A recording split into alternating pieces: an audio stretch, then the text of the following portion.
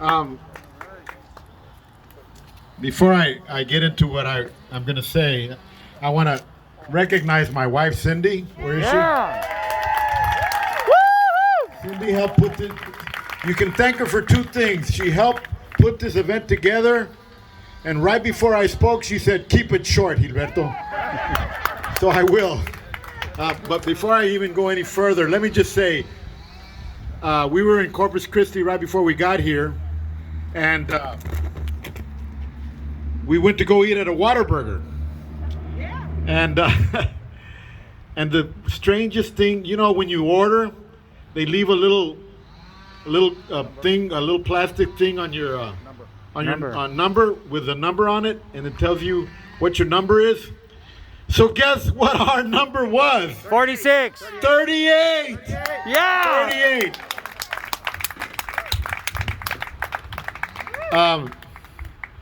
Let me say something about Tom. We call him Tom. I call him Chairman, but he always insists that we call him Tom. He is just like us. He was raised just like we were. His mother and father were immigrants from the Dominican Republic.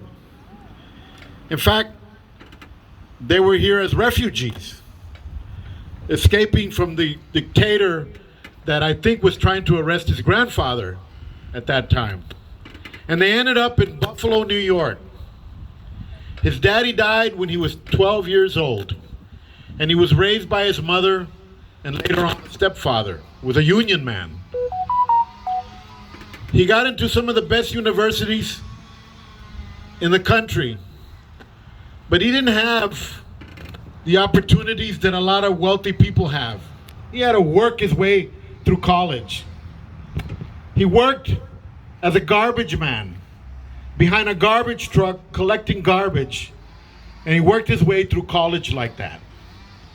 And he ended up at Harvard Law School, one of the most prestigious universities in the world. The son of immigrants, a former garbage collector, a man who made it to this great country of ours to the top. And instead of going to Wall Street and working at a big law firm where he could make a lot of money, he ended up working at the Justice Department in the Civil Rights Division, prosecuting people who were violating people's rights all over the country. And then he decided to take a little break. And he did what I did and what Eddie did. He became a county commissioner or a county supervisor in northern Maryland or southern Maryland. And then from there, he started to work at the Labor Department as the head of the Labor Department for the state of Maryland. Then when Barack Obama got elected, he made him the head of the Civil Rights Division for the United States Justice Department. I believe he was the first Latino in that position. He then served there, and then Barack Obama appointed him United States Secretary of Labor. And he served there for 4 years. And when Hillary lost, he didn't go to Wall Street to work. He saw our national party, that it was in shambles, that we were at the lowest point that we had been ever. I think they called it the time of the wilderness, when the Republicans controlled 2/3 of the legislatures in the United States. They controlled the House of Representatives, they controlled the United States Senate, and they controlled the presidency. And he decided that he was going to do something about that. And so he ran for the chair of the Democratic National Committee, and from the day one, he was the underdog. Nobody thought he was going to win. And he was elected, and he became the first Latino chair of the Democratic National Committee in the history of the United States. And since that day, Chairman Perez has rebuilt his party from the ground up. He had a 50-state strategy. He understood that the only way that we can become a strong party was if we went to every single corner of this great country of ours and helped build back our party. And he succeeded in doing that. And that is why today, in the United States of America, Joe Biden is ahead in almost every single swing state in the country today. That is why today, thank you very much, Jared, for giving me a lot of credit of where we're at today. But that man right there, when I came into office, we barely had an opportunity to have anybody give us a call back when we'd call them, ask them for money. We had to build this party by ourselves. But that man right there stepped up, and he started helping the Texas Democratic Party as if it were his own. And he put resources into this Texas from day one. And he made it a top priority in turning Texas blue and ultimately putting us as the largest battleground state in the United States. So without further ado, let me bring up a great friend for the great state of Texas, Chairman Tom Perez. Yeah. Woo! Thank you, Mr. Chairman. Mr. Chairman, it is an honor to serve with you. Can we give it up one more time for your chairman? Yeah. This person is tireless, he's fearless, he's everywhere, and he, as a result of being the father of Sochi, whom I've hired not once, not twice, not 3 times, but 4 different times, she had the, some would argue, stupidity to come work with me. And now she is the communications director at the DNC and the senior advisor to me. And she has her father's and her mother's gene pool of remarkable success. So thank you so much. And Sochi is not the only Brownsville native that is working really, really hard on this campaign. Jimena, can you raise your hand as well? This is also a Brownsville native. Jimena has been working tirelessly on the campaign, and I want to say thank you to you for what you're doing. Jared, thank you for your leadership. You know, county party chairs don't get the appreciation that they deserve, and your work has been so remarkable.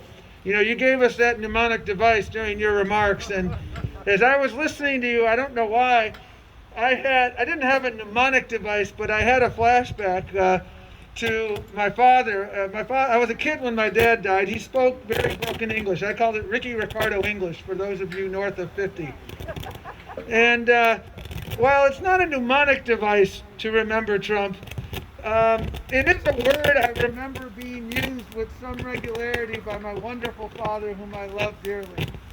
And the word begins with a P, and it's called pendejo. Because that's kind of what I think about when I think of this president. But folks, I was listening to the senator, and your remarks really touched me, sir. Because I feel like your father and my parents must have met, or they're meeting in heaven. Because I think you said something to the effect of, it's not how much you know, it's how much you care. You know, my parents always taught me, if you want to get to heaven, you got to have letters of reference from people living in the shadows. But you know what? They're both deceased, and they never told me how many I need. And so I've always thought that it was so important to make sure we're working every single day so that we can make sure that we live up to that value that our parents taught us. You know, and I love people who, to get to your frame of, it's not how much you know, it's how much you care. I've met a lot of people who don't know that much and know that and care deeply. I've met a lot of people who know a lot and care a lot. And then I've met people who don't know anything and don't give a rat's patootie about anyone. That is Donald Trump. And the only amendment I would make to that is they don't give a rat's patootie about anyone except themselves. From the moment this president descended the escalator of the Trump Tower, he disrespected our community. It was just a question of how many minutes. It wasn't how many months. It was literally how many minutes before he called us rapists and murderers Él no tiene respeto para nuestra comunidad. No tuvo respeto el primer día y no tiene respeto hoy. Es la realidad de este presidente. That is the reality of Donald Trump. And when you have people who don't have that compassion, who don't know anything and don't care, that is a poisonous combination. Contrast that with Joe Biden. I first met Joe Biden in 1995 when I worked for a guy named Ted Kennedy on the Judiciary Committee. Joe Biden was the team captain. You have what's called a ranking member on each committee when you don't have the majority. Joe Biden was the team captain. And I have known him since then. Él es una persona de fe, una persona de familia, una persona de comunidad. Yo no puedo imaginar el sufrimiento de Joe Biden. Perdió no solamente uno, pero dos hijos. I can't imagine that. As someone who lost my niece 4 years ago, Sunday after Thanksgiving, my goddaughter, my fourth child, frankly, I think about her every single day. And I cannot imagine his suffering. And yet, his empathy, his compassion is far bigger than the state of Texas. His heart is far bigger than America. He has a capacity to bring us together at a moment when you correctly describe, Mayor and others, that we need a uniter-in-chief. One of the most animated moments I have spent with the Vice President in the last 4 months is when we had a conversation with a group of about 50 people about what is happening and what took place in La Frontera. And we were talking about the separation of children from their parents. This was 4 or 5 months ago, before any of these debates. And the passion that exuded from him. This wasn't a legal discussion among lawyers. This was a moral discussion. How can the United States of America separate children from their parents? And then you see the response from this president in the debate. Well, they're really nice cages. That's basically what he said. Oh, we keep them wonderfully fed. They lost their parents. They were separated illegally. That is wrong. Period. End of story. We need a president who understands the moral outrage of things like that. And that is Joe Biden. We need a president who understands that our dreamers are our firefighters. They are our police officers. They are in the military. They made the ultimate sacrifice in Houston after the hurricane. That's who they are. They are us in every single sense of the word. I was with Omar yesterday in Las Vegas. Omar was voting for the first time. Omar is a dreamer. Omar got his citizenship a year ago. And Omar had a smile a mile wide heading to the polls. How do I do this? He was overcome with excitement. And I said, not just who you voting for, but why are you voting? And he said exactly what I've been saying. I'm voting for the dreamers. Porque we also had my good friend Astrid Silva with us. Astrid is a dreamer. Astrid has been advocating for dreamers. And Astrid has been the subject of relentless attacks from the right because of her advocacy. We must always remember the Astrids when we go to the polls. We had 40% turnout 4 years ago among Latinos here in Texas. With all due respect, that's not enough. We have to up our game. Cuando votamos, ganamos. Nuestros números son nuestro poder. Tenemos que votar el martes que viene. ¿Por qué? Hay soñadores, hay personas sin voz que necesitan nuestra ayuda y necesitan Joe Biden y Kamala Harris. And that is why I am so impressed with what you've done here in Cameron County. And we will do that. What did you say? 131,000. 60%. That's what we're going to do, folks. And I want to tell you something. I want to reiterate something I said last September. I said it to the chairman. I said it before the second primary debate, which was held in Houston. I said then, my first sentence of my remarks, welcome to Battleground Texas, because we knew that Texas was and continues to be a battleground state. And I said further, and I said this privately to the chairman and publicly to you, we will put our money where our mouth is, and we did. And we are here. I can't imagine a better place to be the weekend before the election than the Valley. We're going to 5 cities along the Valley because you know what? Texas is a battleground state, and the road to success goes through the Rio Grande Valley. But folks, it only goes through if people vote. If we have 40% participation from the Latino community, that's not going to be enough. And you know what? Because of your work, Judge, because of everyone else's work, and because we have such remarkable people on the ballot, I don't refer to down ballot. I talk about across the ballot. Because you are all so important. And people come out for the judge, and they come out for Joe Biden. People come out for Joe Biden, and they come in for the judge. That's the definition of synergy.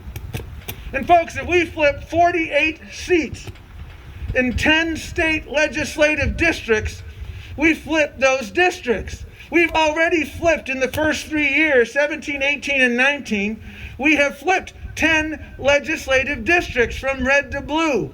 We flipped 48 seats in 10 districts. We flipped those districts. 9 of those 48 seats are the Texas House of Representatives, and we will do it next Tuesday. Thanks to your chairman's leadership. Thanks to people stepping up and running. That, we used to say when I worked in the Obama White House, and this was the term coined by the vice president, soon to be president, when we take the House, that will be what we refer to as a BFD. Okay? Big friggin' deal. Sort of. And folks, we can do that though. And again, every 10 years, you have an election that's a ripple election. It's an election that will have a ripple for a decade. And quite frankly, we picked a lousy year to get our butts kicked, 2010, because it had a ripple throughout. And you know what? I know a little bit about your elections and what ensued afterward, because I headed up the Civil Rights Division. And I gotta be honest with you folks, Texas was a full employment act for civil rights lawyers, and it continues to be a full employment act for civil rights lawyers, because your Republican-controlled legislature surgically, deliberately, and unconstitutionally was deciding and trying to disenfranchise black and brown people, and in Houston, Asian American voters as well. And folks, we saw it, we sued them, and we won. But then in 2013, the Supreme Court declared that discrimination is a thing of the past, inexplicably. And they took away our most critical tool, Section 5 of the Voting Rights Act. That is why it's even more important now to take the House of Representatives. So we have a Democrat in the Speaker's gavel. That is indispensably important. And that is why we have been proud to invest here. And folks, history, and I leave you with this, history has its eyes on us right now. Next Tuesday, this is what it's all about. You should give yourselves a hand for all the people who've shown up. That is spectacular. But it isn't enough. Because folks, you know, if I had told someone a year ago that I'm going to spend the weekend before the most important election of our lifetime barnstorming Texas, they would have said, "Are you serious?" And my reaction to them is, I'm dead serious, because we're going to score a remarkable upset victory for Joe Biden and Kamala Harris and MJ Hager and many members of Congress who are now going to be Democrats. And we're going to have a Democratic Speaker of the State House of Representatives. That's a big deal. But it only is going to work if we get everyone out to vote. It's only going to work if we take Latino voter turnout from 40% to at least that 60% threshold. We can do that. And the thing is, we have the technology tools to do that now. We know who's voted already. We don't need to waste any time on that, except to recruit them to get other people to vote. So we have a surgical mission. Get the people who didn't vote, talk to them, and get them out there to vote. Everything we care about as a nation is on the ballot. All of our values are on the ballot. I'm so grateful for the support of law enforcement here, keeping this safe. You know who's defunding the police right now? It is Donald Trump. Their refusal to have another stimulus bill that provides state and local aid. You know what's happening in state and local governments across the country? They're laying off firefighters. They're laying off first responders. They're laying off police officers in the middle of a pandemic, when these first responders are so important. And why doesn't he want to help state and local governments? Because too many local governments are governed by Democrats. You know what? Joe Biden has said clearly, I will be a president for everyone. Every single person. This isn't red and blue. This is red, white, and blue. So folks, I'm fired up. I love being here. God bless you, folks. God bless you. I will pray for you. Joe Biden will pray for you. You will be part of Joe Biden's America. Thank you very much, folks. Let's get out there. Let's vote. Let's win. We can do it. Cuando votamos, ganamos. Remember that. Thank you very much.